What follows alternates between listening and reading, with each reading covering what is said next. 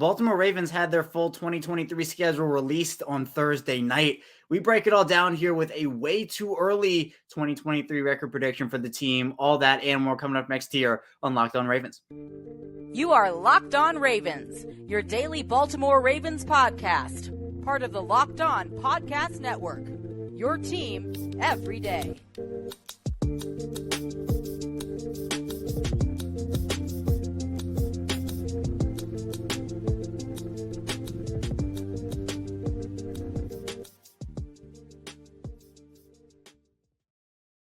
Welcome in to another edition of the Locked On Ravens podcast. I am your host, Kevin Oestreicher of Ravens Wire. We're, of course, here on the Locked On Podcast Network, your team every single day. Thank you so much for being here with us, making us your first listen each and every day on the network. We're free and available, all podcasting platforms here. And, you can subscribe for free, both in audio form and in video form. We're a 5-day-a-week Ravens podcast. So, again, if you have any Ravens news, analysis, updates you want, big analysis on, you can turn it on here on Locked On Ravens and get it here. We're, again, Monday through Friday, and this is our Friday episode here coming up on the end of the week as the Ravens got their official 2023 schedule released last night, and it was exciting. The NFL, I think every year they've done this where the schedule release gets bigger and bigger, becomes more of an event where you can lead up to it. There are some leaks here and there that come out, but 8 p.m. the Ravens, they released it's a hype video pretty much, and every team does it differently.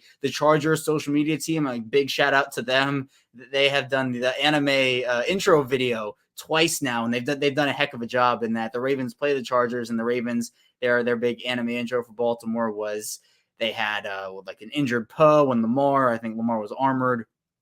Titans did a good job too, where they asked passer goers on, I think in Nashville, to go out and give their guesses on what the logos are, and someone called the Ravens the Baltimore Orioles. So if you missed it, the Baltimore Orioles are playing the Tennessee Titans in London in Week 6. But the Ravens put out a hype video. Their full 17-game slate is now known, not just the opponents, but where now they will be playing and when they'll be playing. So here we're going to be giving a way too early record prediction for the Ravens. We'll be talking here in this first segment. We'll read through the entire schedule, and then I'll give my initial key thoughts. We did a live stream last night. If you haven't checked that out, we talk about big key takeaways. So I greatly appreciate you looking at that. But then in the second segment, right at the beginning, I'll give my record prediction and then explain why. And then in the final segment, get into some of those key trends I'm going to be looking at. So don't cheat and skip to the second segment. I'm going to set it up all here in the first. So let's get into it. The Ravens schedule again. It all came out. We'll dive into it here. Week number 1, the Ravens will be playing the Houston Texans at home, 1 p.m. Eastern. That's a big opening, hopefully statement game for them.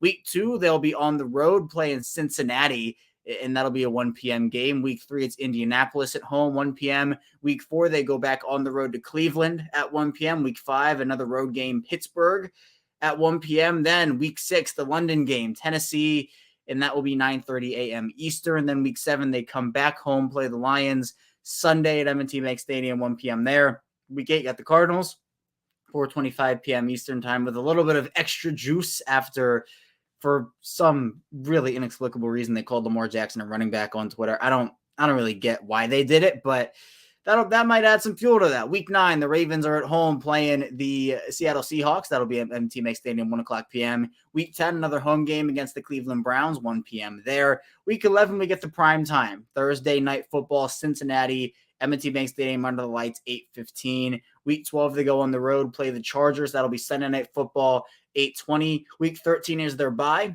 A little late, but we'll get into the bye week over the course of the show and what it means for them. Week 14, it'll be the Rams. That'll be a Sunday game, 1 p.m.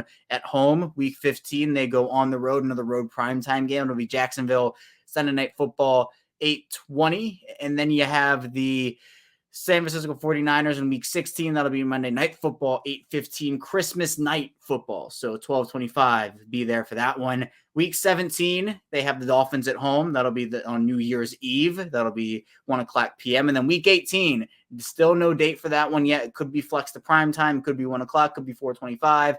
That'll be Pittsburgh at home to end the year. A couple of things right off the bat I notice here. 4 primetime games That was right in my sweet spot. I expected 3 to 4. I wanted 4 to 5. The max is 6 now. I didn't even know that until, teams. The Chargers got 6. I don't know how I feel about that. Like, again, they're a very talented team. Like the Bills got 6 and, the Chiefs, but regardless, that's beyond the point. The Ravens get 4. Sweet spot number. I think a lot of people would have preferred if they got 5, but honestly, I'm fine with 4.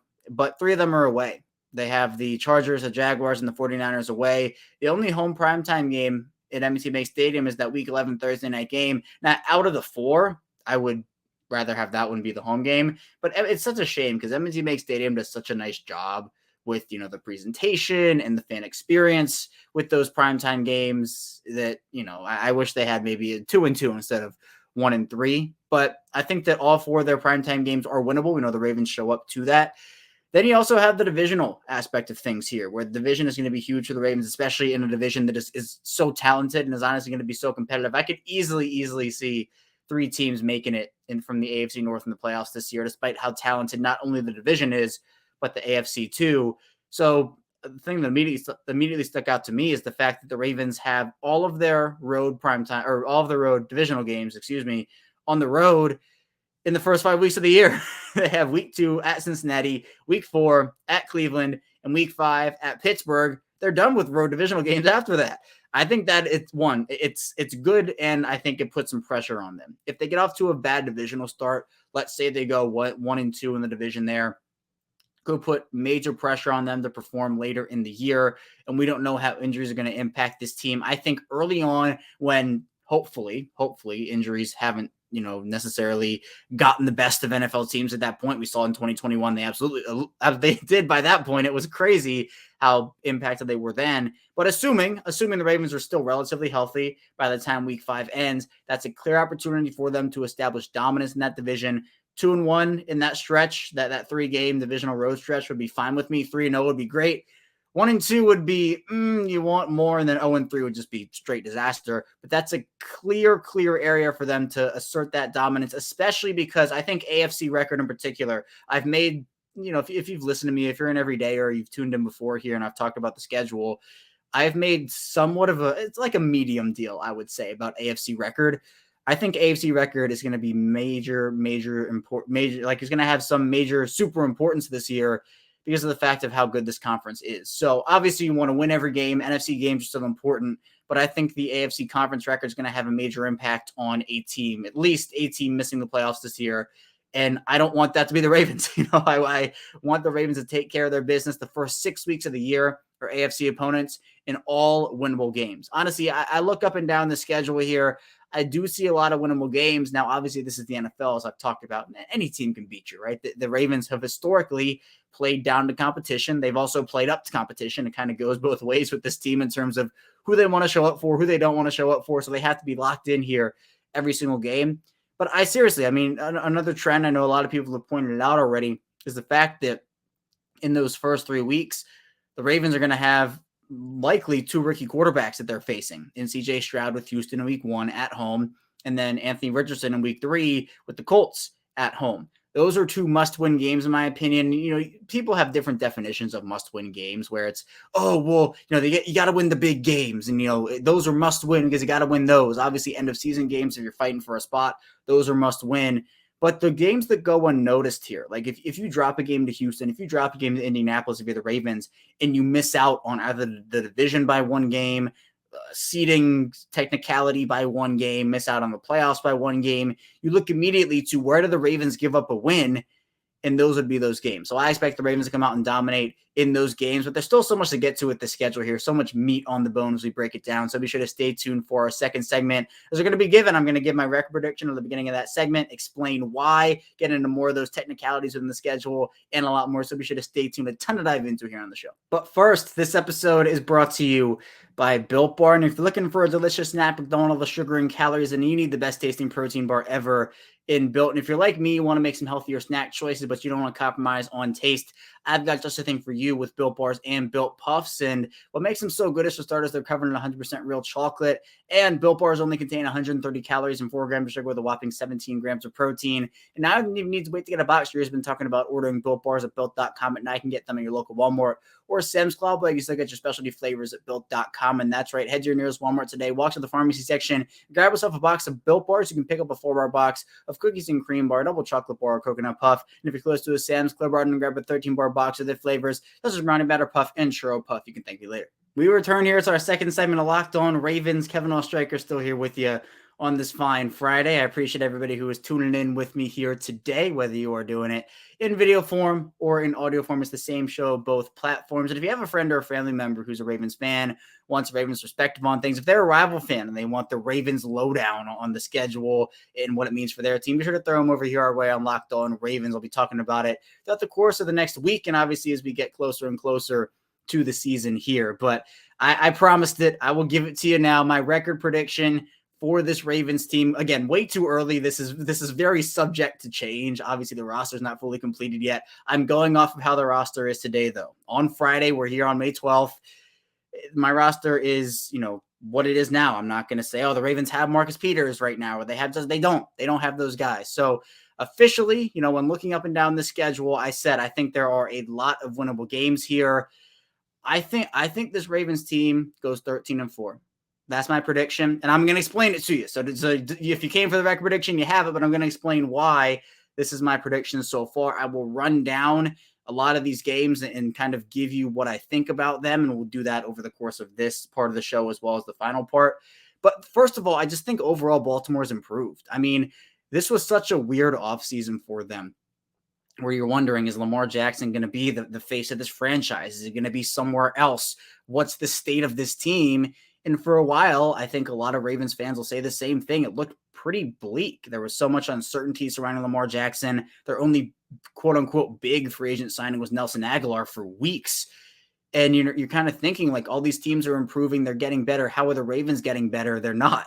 They're losing guys. They lose Calais Campbell. They trade Chuck Clark. But the Ravens, over the course of this last month or so, have done a phenomenal job with the team building. They bring in Odell Beckham Jr., they sign Lamar, they draft Zay Flowers, they bring in Rocky Yassin. This is a team now that, with the defensive performance we saw last year, with Todd Monken coming in. Todd Monken is honestly, out of all the moves the Ravens have made, Todd Monken might be my second favorite behind Lamar Jackson's extension. Honestly, I think he's going to make such a big difference for them in an offense with Greg Roman that we saw continuously struggle with the same things over and over and over again, where I'm sure so many of myself, I was frustrated with the play clock issues and how it just seemed to never get solved. The lack of game awareness. Todd Monken seems to have game awareness here, how he uses his guys. So to me, that's number one, where I think the Ravens, they've improved on the offensive side of the ball, that now, the defense was winning them a lot of games last year, especially, kind of later in the season, where with Tyler Huntley behind center, and even Lamar, after those first 3 weeks, Lamar did not look wonderful. He had his moments, but, I go back to Cincinnati in primetime in week 5, those 2 missed deep ball touchdowns in a span of 3 plays. Those kind of things, Lamar now has weapons around him. It's the best cast of weapons he's had over the course of his career, especially wide receiver wise. Can't forget about Mark Andrews. Can't forget about Rashad Bateman, J.K. Dobbins, Gus Edwards, Isaiah Likely, and that offensive line. I think now the offense, if everybody stays healthy, and honestly, that's probably not going to happen. It's just the way the NFL goes. But if they can stay relatively healthy, I think this offseason has caught the offense up with what the defense was. And now they can work with each other. It's not just about, the offense can score points and the defense can get stopped. You have to work in unison. Even the special teams, as the Ravens are so familiar with, every facet of the game has to work together. So I think this offense has improved, and I think it will be up to the level the defense was, especially at the end of the year last year. Then you look at the schedule. The Ravens do travel the 6th most miles in the league this year. That's a bit of a concern for me. I'm not going to sugarcoat that. I think there will be areas where, the team is going to be jet lagged. They're going to be tired from all the travel. But look, you look at the opponents, and you knew it beforehand, especially when the international game was announced on Wednesday. They're going to London. They have 2 West Coast trips, one to Arizona, one to San Francisco. There's going to be a lot of miles there. But to me, I don't know. I see winnable games personally. I think week 1 is winnable. I think week 2 is winnable. I personally project that as a loss right now, but I think it is winnable. Week 3, winnable. Week 4, winnable. Week 5, winnable. Week 6, winnable. Week 7 is definitely winnable. Week 8 is definitely winnable. I mean, you go down the schedule here. When you talk about a winnable game, every game is winnable, right? Like the technicality is, yeah, you can go in there, you can win every game. But I look at teams again like the Texans, the Colts, the Browns, the Titans, the Lions, the Cardinals, the Seahawks, teams like the Rams. Those are teams where I'm like, yeah, the Ravens should win those games. Now, they're probably going to drop 1 or 2 or however many because, again, this team does play down sometimes and they play up sometimes. It's just how it works. But to me, I think that if we're just going off of which games I think the Ravens will lose, if I have them at 13-4 right now, I think, right in the 12-5, 13-4 range. 13-4 is what I'm going with. I know it's a little on the bolder side. I think week 2 at Cincinnati, they lose. I think that, there'll be a random game here or there. I think they'll lose to Seattle. I'll put that one as a loss. I think they lose to the Chargers, and then they lose to the Steelers. So to me, that will be my 4. I'm still determining. It's tough between which one of those games I project Baltimore to lose. I don't see them going 1-2 in their division over the first 3 weeks, or the first 3 games are all on the road. But I also don't see them, if they're in a must-win spot in week 18, I don't know. I don't see them losing that, especially at home. So for now, I'll go week 2, Cincinnati, week 5, Pittsburgh, even though, I don't know, it's hard to see them going 1-2, but we'll do that. Week 2, Cincinnati, week 5, Pittsburgh, week 9, Seattle, and then week 12, Chargers. Those will be my 4 losses. I think the Ravens can definitely beat the Browns twice. It's a team that to me has to prove something. I think they can beat the Lions. The Lions are good. The Lions are a much improved team. I think people look at that Lions logo and they say, "What? It's the Lions, man. Come on." The Lions are a lot better this year. That I think will be a dogfight of a game to maybe some people's surprise. I think they can beat the Jaguars. I think they can beat the 49ers, the Dolphins. Those are going to be tough games, like that stretch, that 3-game stretch of the Jaguars, the 49ers, the Dolphins, and then put the Steelers there too, that divisional game to end the year. Those are all going to be really tough games to end the year. So it's almost that sweet spot from week 6 to week 10, where I think the Ravens need to have 1 loss in that. In those 5 weeks, they need to go 4-1, in my opinion. That's just what it is right now. But this is a team that I think is going to be able to match their play with their roster this year. I'm expecting a lot of improvements. Is this going to be a perfect team? No, absolutely not. They're going to have flaws. They're, outside linebacker rooms a bit of concern right now. What are they going to do corner-wise? This is a prediction for right now. So, I could easily throw, they could be 12-5. And if I had to project an extra loss for them, just looking up and down the schedule, I would probably put it as San Francisco or Detroit. Honestly, one of those 2 games. So I think anywhere in the 11-6 to 13-4 range is very realistic for them. But why not? I'll go bold. I'll say 13-4 for now, because I do think that this offense is going to make a difference. I do. I think it's going to be better for Lamar. It's going to be better for the team in general. And it's going to make a massive difference for what we have seen over the past couple of years. So that's my record prediction. I'm coming up. I'm going to continue to expand on that and why I have them there. Continuing to talk about the trends I see in this schedule and that others have pointed out as well. So be sure to stay tuned and 10 to dive into on Locked On Ravens. We're back. Our final segment of Locked On Ravens. Kevin Oestreicher still here with you on this Friday. I hope everybody has a good Mother's Day weekend coming up. So a very happy Mother's Day to my mom. And, obviously she's done a lot for me in my life. And, I love her with all my heart. So thank you, Mom, for everything that you've done over the course of my entire life here and all the support.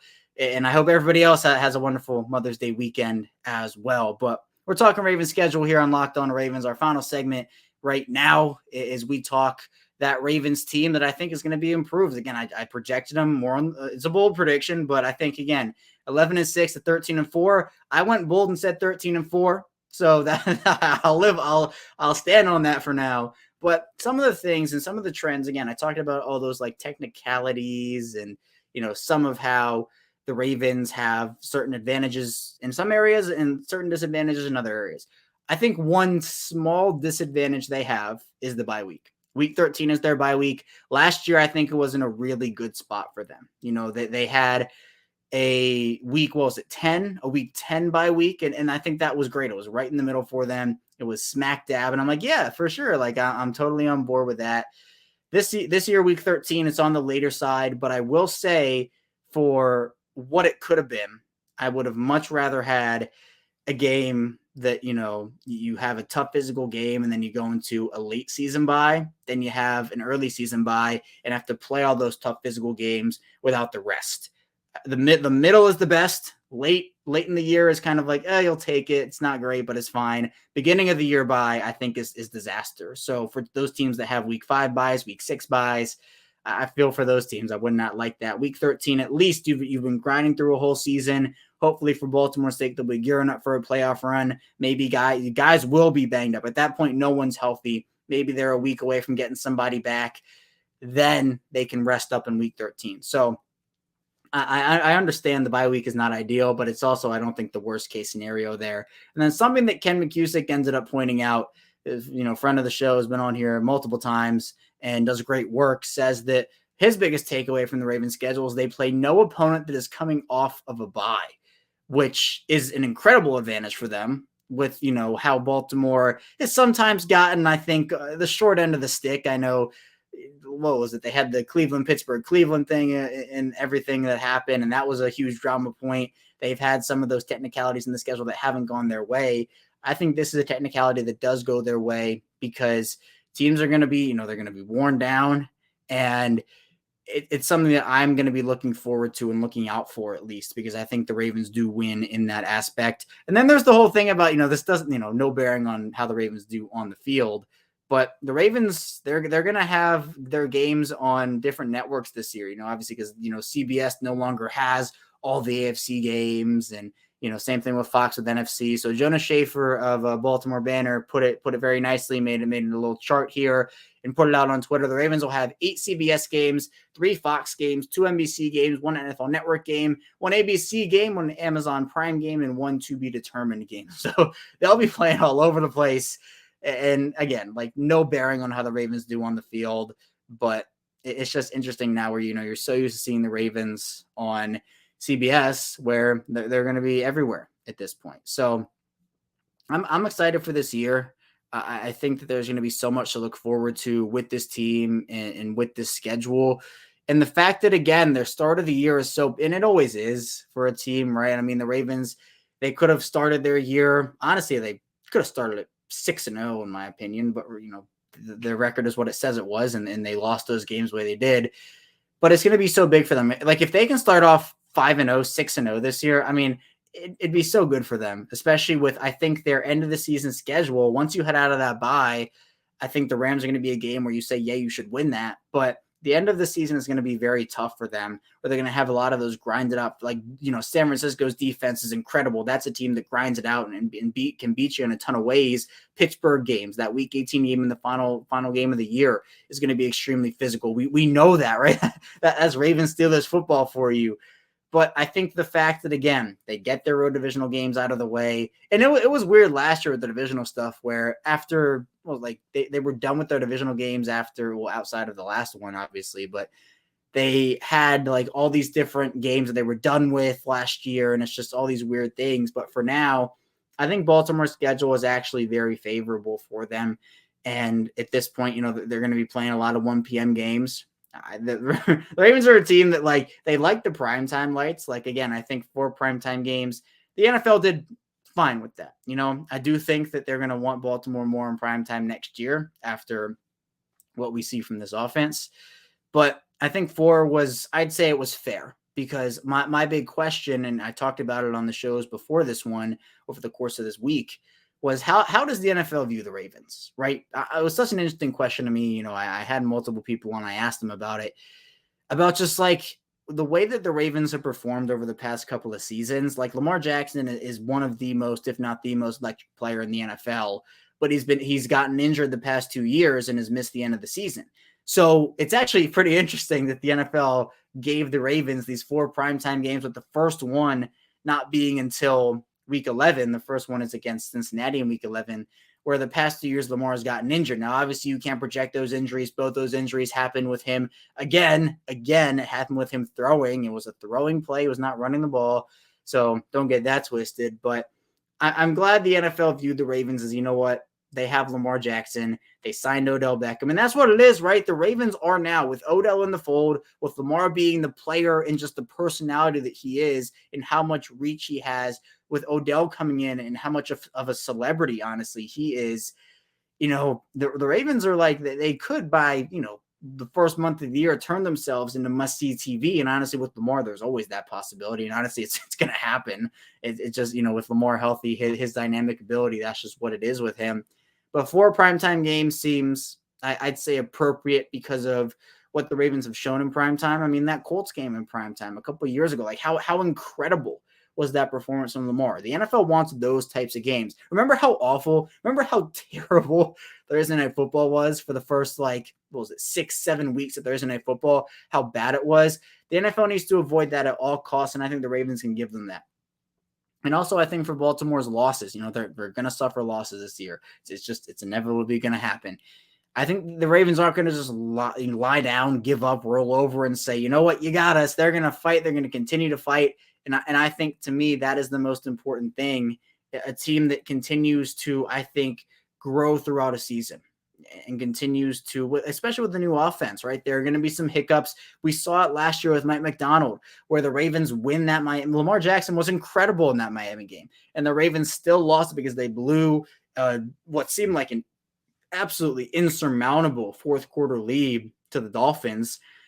And that was because the defense, I think Mike McDonald probably played a bit too aggressive in some situations, a bit too passive in others. This will be a feeling out process. Now, the difference between Mike McDonald and Todd Monken is Todd Monken has done it before. He's a national champion at Georgia, has had stints in the NFL with Tampa Bay and with Cleveland. So he has the NFL experience and might not need as much of a runway with the group and with an offense that, despite having, the shiny new toys and Odell and Zay Flowers and et cetera, they still have some of their old guys. I mean, we can't forget about Mark Andrews and Isaiah Likely in the tight end position, and J.K. Dobbins and Gus Edwards with the running backs, and their offensive line returning 4 or 5 starters. That's big for them. So I think while some of these other teams are going to be figuring it out a little bit, how to implement these new pieces, and obviously, look, teams have their old guys too. I'm not just saying it's only Ravens.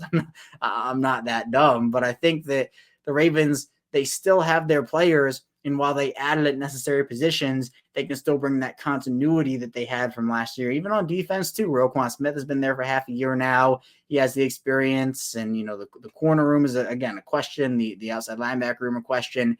But to me, I like the way Baltimore's schedule ended up falling for them. I think, again, any team that travels the 6 most miles is going to have some fatigue, some jet lag in certain areas and whatnot, especially with 2 West Coast trips and the trip abroad to London. But I don't know. I'm feeling good after Thursday night. We'll see how the rest of the offseason projects for them and how it ends up playing out for them.